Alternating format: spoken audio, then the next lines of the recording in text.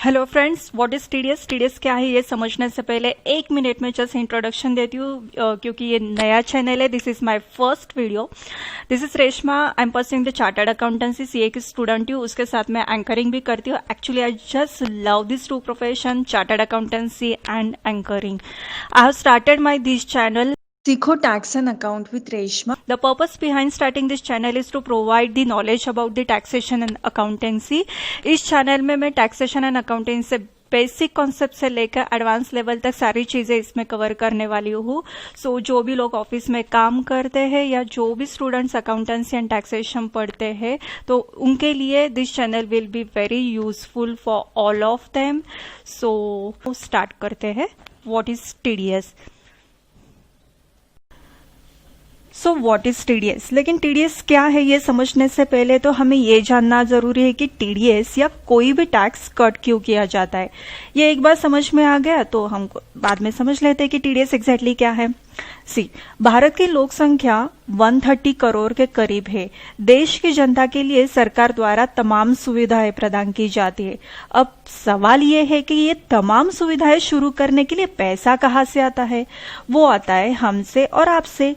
अगर हमें कोई भी इनकम हो जाती है और वो इनकम अगर थ्रेशोल्ड लिमिट के बाहर है तो हमें उस पर टैक्स देना पड़ता है और इसी टैक्स से गवर्नमेंट देश का कारोबार चलाती है। इसलिए टीडीएस या कोई भी टैक्स कट हो जाता है। ठीक है, तो अभी हम समझते हैं कि एग्जैक्टली टीडीएस क्या है। टीडीएस का फुल फॉर्म है टैक्स डिडक्टेड एट सोर्स। ये इनकम टैक्स जमा करने का एक तरीका है जिसे सरकार के पास एडवांस में टैक्स जमा करना पड़ता है। There are 4 methods of collecting the tax. एक टीडीएस है, टीसीएस है, एडवांस टैक्स है, सेल्फ असेसमेंट है। मतलब ये 4 मेथड से गवर्नमेंट हमारे पास से इनकम पे टैक्स कलेक्ट करती है। अभी एग्जैक्टली टीसीएस, एडवांस टैक्स और सेल्फ असेसमेंट टैक्स एग्जैक्टली क्या रहते हैं उस पर डिटेल वीडियो में सेपरेट बनाऊंगी। अब तक के लिए तो इतना ही समझ लेते हैं कि these are the 4 methods of collecting the tax. Suppose हमारा फाइनेंशियल ईयर है 1 April to 31 March of the next year. So ये 12 महीने में जो भी इनकम अराइज होती है हमें उस पे 31 मार्च के बाद टैक्स पे करना पड़ता है। वो सेल्फ असेसमेंट टैक्स होती है। ठीक है, लेकिन गवर्नमेंट ऐसे नहीं बोल सकता ना, मतलब सिर्फ साल खत्म होने के बाद ही टैक्स पे करेगा तो गवर्नमेंट उसका काम नहीं कर सकता। सो गवर्नमेंट क्या बोलते हैं कि 1 अप्रैल और 31 मार्च के बीच में जैसे ही आपको कुछ भी इनकम जनरेट हो जाएगी तो उस पे आपको तुरंत टैक्स पे करना पड़ेगा। मतलब 1 अप्रैल और 31 मार्च ये जो 12 महीने हैं, ये 12 महीने में जैसे ही आपको कुछ भी इनकम जनरेट हो जाती है तो आपको उस पे एडवांस में टैक्स डिडक्ट करना पड़ता है। So that is TDS, TCS, advance tax. I hope you clear this concept. So TDS को हम ऐसे बोल सकते हैं, मतलब इनकम टैक्स डिपार्टमेंट ने या गवर्नमेंट ऐसे बोलता है कि जो भी कोई पर्सन जो रिस्पॉन्सिबल है स्पेसिफाइड पेमेंट करने के लिए, वो सैलरी रहेगी, कमीशन, इंटरेस्ट, प्रोफेशनल फीस, कुछ भी, मतलब जो भी पेमेंट वो स्पेसिफाइड किया होना चाहिए। मतलब गवर्नमेंट ने या इनकम टैक्स डिपार्टमेंट ने कुछ पेमेंट स्पेसिफाई किए, उसी पेमेंट करते वक्त जो भी पर्सन ये इन चीजों का पेमेंट कर रहा है, पेमेंट करते वक्त उसको कुछ परसेंटेज के हिसाब से, जो डिफाइन किए गए परसेंटेज है उसके हिसाब से टीडीएस कट करना पड़ेगा। और बाकी की अमाउंट जो है वो जो भी रिसीवर ऑफ पेमेंट रहेगा, मतलब जिसको भी हम पेमेंट कर रहे हैं, ठीक है, वो रिसीवर ऑफ पेमेंट को बैलेंस अमाउंट टैक्स डिडक्ट करने के बाद उसको मिल जाएगी। सो इसको कहते हैं टीडीएस। मतलब जो भी पर्सन रिस्पॉन्सिबल है कुछ पेमेंट, जो भी पेमेंट कर रहा है उसको पेमेंट करते वक्त जो भी परसेंटेज स्पेसिफाइड किए उस परसेंटेज के हिसाब से टैक्स डिडक्ट करना पड़ेगा। और बाकी की बैलेंस अमाउंट जो है वो रिसीवर ऑफ पेमेंट जो रहेगा, मतलब जिसको भी हम पेमेंट कर रहे हैं तो उसको बैलेंस अमाउंट जो है वो मिल जाएगी। तो ये हो गया टीडीएस। लेकिन यहाँ पे एक बात ध्यान में रखना कि जब भी आप कोई पेमेंट करते हो तो उस पर टीडीएस नहीं काटता है। जब भी आप कोई भी पेमेंट करते हो, इसका मतलब ये नहीं कि आप कुछ भी पेमेंट करेंगे और उस पर टीडीएस कट हो जाएगा, ऐसे बिल्कुल नहीं है। ये ध्यान में रखना कि जब भी आप कोई पेमेंट करते हो तो सामने वाले के लिए इनकम होनी चाहिए, तभी गवर्नमेंट कहती है कि वो पेमेंट करते वक्त उसमें से टैक्स डिडक्ट कर लो और हमें जमा करो। स्पेसिफाइड पेमेंट मतलब सभी पेमेंट्स पे टीडीएस नहीं कटता, सभी पेमेंट्स पे टीडीएस नहीं कटता। गवर्नमेंट ने कुछ पेमेंट स्पेसिफाइड किए कि वो पेमेंट अगर कोई कर रहा है तो उसके ऊपर टैक्स डिडक्ट होगा। परसेंटेज ऑफ टैक्स भी गवर्नमेंट ने स्पेसिफाई किए कि वो पेमेंट करते वक्त गवर्नमेंट ने उस पर कुछ रेट डिसाइड किए, उस रेट के हिसाब से टीडीएस उस पर डिडक्ट हो जाएगा। ठीक है, यहाँ पे सिर्फ मैंने salary, commission, interest, professional fees सिर्फ ये एग्जांपल के तौर पे लिए। Actually there are lots of payments जो गवर्नमेंट ने स्पेसिफाई किए, वो पेमेंट करते वक्त आपको उस परसेंटेज, उस पर जितना भी परसेंटेज होगा उस परसेंटेज के हिसाब से टीडीएस डिडक्ट करना पड़ेगा। ठीक है, सो दिस इज टीडीएस। अभी एग्जांपल के तौर पे हम उसे समझ लेते हैं। नाउ सी, एग्जांपल से समझते हैं कि टीडीएस एग्जैक्टली होता क्या है। This is Mr. Chintu, he is tax consultant and this is Mr. Laddu, he is the client of Mr. Chintu. ठीक है, अब मिस्टर चिंटू ने कुछ कंसल्टिंग सर्विसेज मिस्टर लड्डू को प्रोवाइड किए। सपोज उसका बिल हो गया अप्रॉक्स 40,000। अब मिस्टर लड्डू क्या करेगा, मिस्टर लड्डू उसका पेमेंट करेगा, उसको उस बिल का पेमेंट करना पड़ेगा 40,000 का। अब यहाँ पे एक बात ध्यान में रखनी है कि जैसे मैंने पहले बोला कि सब तरीके का पेमेंट जो है उस पे टीडीएस कट नहीं होता।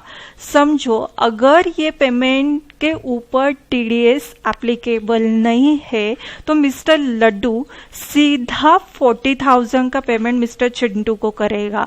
लेकिन यहाँ पे अगर सपोज टीडीएस एप्लीकेबल है, से रेट उस पे 10% है, तो मिस्टर लड्डू 40,000 का पेमेंट मिस्टर चिंटू को नहीं करेगा। वो क्या करेगा, सपोज बिल की अमाउंट है 40,000, टीडीएस का रेट है 10%, तो वो 4,000 रुपीज टीडीएस जो है वो 40,000 में से डिडक्ट करेगा और जो भी बैलेंस अमाउंट है 36,000 बिल की, तो 36,000 बिल की अमाउंट मिस्टर चिंटू को पे करेगा।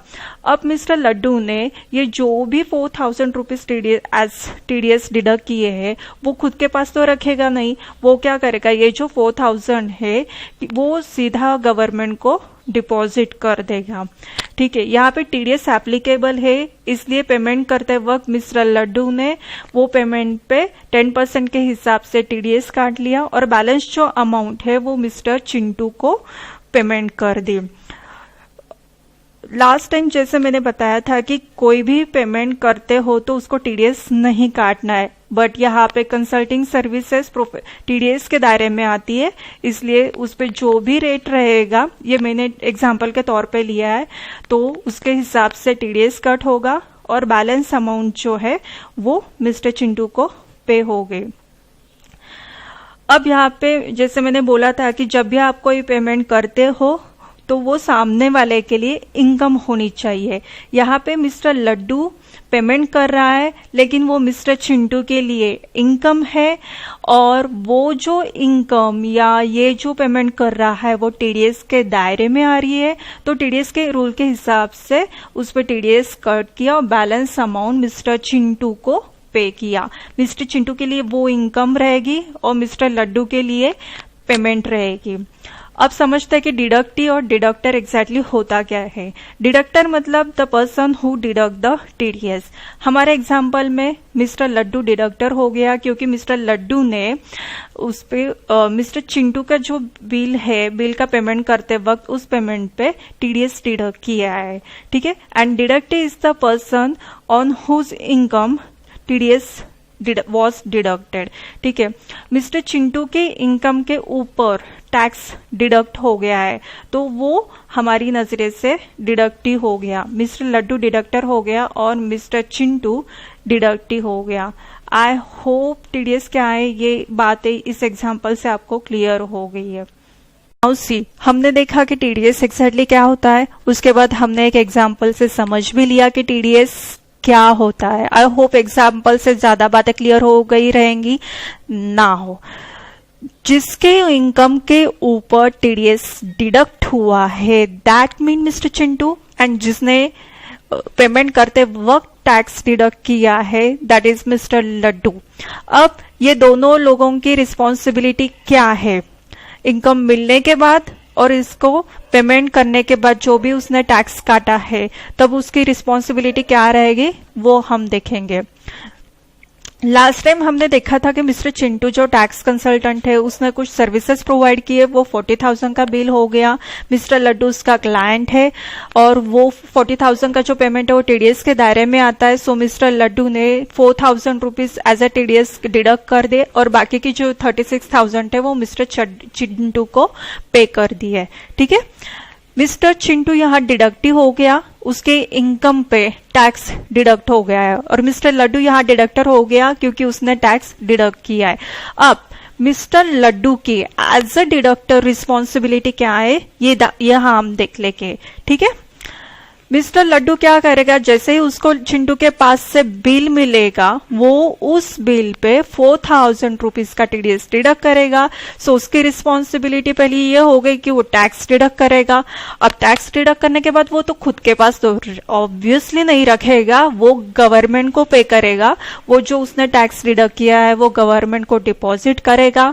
उसके बाद टीडीएस का रिटर्न वो खुद फाइल करेगा और बाद में वो टीडीएस सर्टिफिकेट डिडक्टी को इशू करेगा। मतलब जिन लोगों को उस इनकम की पेमेंट करते वक्त उसने टैक्स डिडक्ट किया है उनका टीडीएस वो गवर्नमेंट को पे करेगा, उसका रिटर्न फाइल करेगा और रिटर्न फाइल करने के बाद जो भी टीडीएस सर्टिफिकेट है वो डिडक्टी को इशू करेगा। ये मिस्टर लड्डू मतलब जो भी डिडक्टर रहेगा यहाँ उसकी रिस्पॉन्सिबिलिटी रहेगी। Now comes to the mister Chintu. Mister Chintu यहाँ डिडक्टी है। अब यहाँ मिस्टर डिडक्टी की क्या क्या रिस्पॉन्सिबिलिटी रहेगी वो हम देखते हैं। यहाँ पे मिस्टर डिडक्टी बिल इशू करेगा।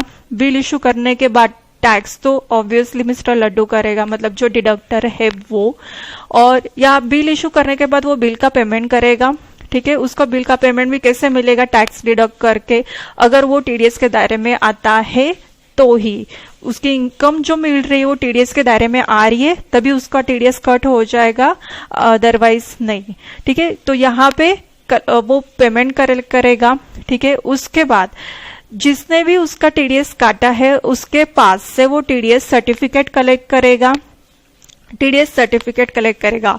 बाद में अगर डिडक्टी को मतलब मिस्टर चिंटू को देखना है कि उसके किस इनकम पे किस रेट पे कितना टैक्स कट हुआ है तो वो खुद भी देख ले सकता है। उसको इनकम टैक्स के साइट पे जाके लॉगिंग करना पड़ेगा और 26S जो है उसमें वो खुद चेक कर सकता है कि किन किन लोगों ने उसके इनकम के ऊपर टैक्स डिडक्ट किया है, गवर्नमेंट को टैक्स कितना पे हो गया, किस रेट के हिसाब से उसका टैक्स कट हो गया है।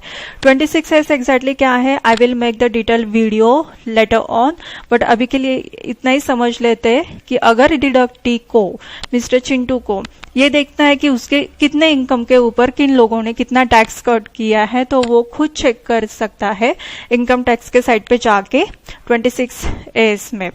ठीक है, दूसरी जो और एक रिस्पॉन्सिबिलिटी जो डिडक्टी की है कि जब भी डिडक्टी उसका इनकम टैक्स रिटर्न फाइल करेगा और जो भी उसके इनकम टैक्स लायबिलिटी आ जाएगी, ठीक है, तो वो ऑलरेडी जो उसने टीडीएस पे किया है तो वो उस लायबिलिटी के अगेंस्ट एडजस्ट कर सकता है। मतलब सपोज मिस्टर चिंटू ने रिटर्न फाइल की और उसका टैक्स इनकम टैक्स रिटर्न मतलब जो उसने फाइल की उसमें उसका टैक्स आ रहा है 25,000, लेकिन उसने 4,000 रुपए तो टीडीएस के तौर पे ऑलरेडी पे किए हुए हैं।